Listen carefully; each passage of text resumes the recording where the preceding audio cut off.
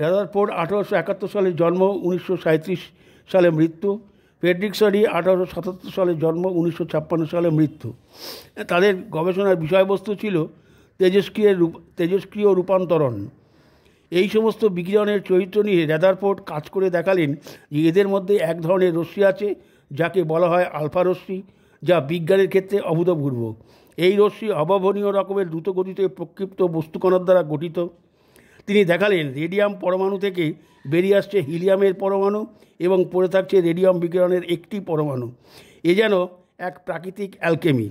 দেখা গেল তেজস্ক্রিয় ক্ষয়ীভবন মানে ডিকে ধরাবাঁধার নিয়ম মেনে একটি পরমাণু ভেঙে অন্য পরমাণুতে পরিবর্তিত হওয়ার এই ঘটনা ঘটে চলেছে নির্দিষ্ট হারে।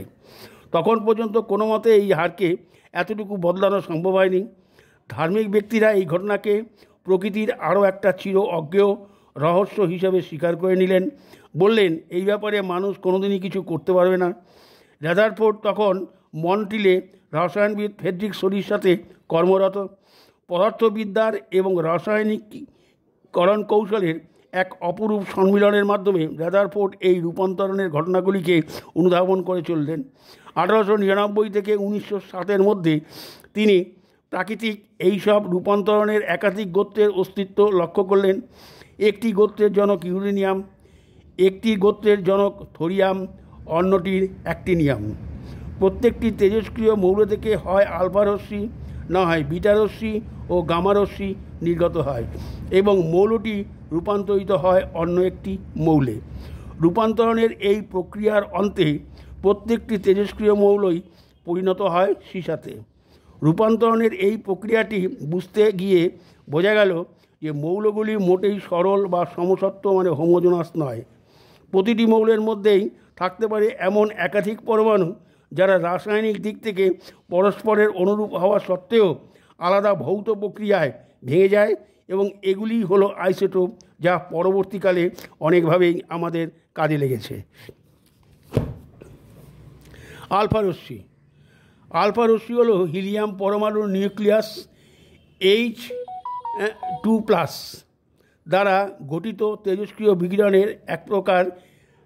এটি ধনাত্মক আধানযুক্ত এবং দুটি প্রোটন ও দুটি নিউট্রন ধারণ করে। আলফা কণা হলো নির্গত তেজস্ক্রিয় বিকিরণের মধ্যে সবথেকে ভারী এবং সবথেকে কম ভেদনকারী। গ্রিক বর্ণমালার প্রথম অক্ষর এ অনুসারে আলফা কণার নামকরণ হয়েছে। আলফা প্রতীক চিহ্ন হলো ছোটো হাতের এ অথবা এ স্কোয়ার। আলফা কণা হিলিয়াম 4 নিউক্লিয়াসের অনুরূপ একটি কণায় আবদ্ধ থাকে। আলফা রশ্মি পারমাণবিক ক্ষয় দ্বারা উৎপত্তি হয়। আলফা কণার গতিশক্তি প্রায় 5 MeV এবং গতিবেগ থাকে আলোর গতিবেগের 4%-এর কাছাকাছি। বিটা রশ্মি। বিটা কণিকা, যাকে বিটা রশ্মি বা বিটা বিকিরণও বলে। বিটা কণিকা একটি উচ্চ গতির ইলেকট্রন বা পজিট্রন যা বিটা ক্ষয় চলাকালীন সময়ে পারমাণবিক নিউক্লিয়াসের তেজস্ক্রিয় ক্ষয়ের মাধ্যমে নির্গত হয়।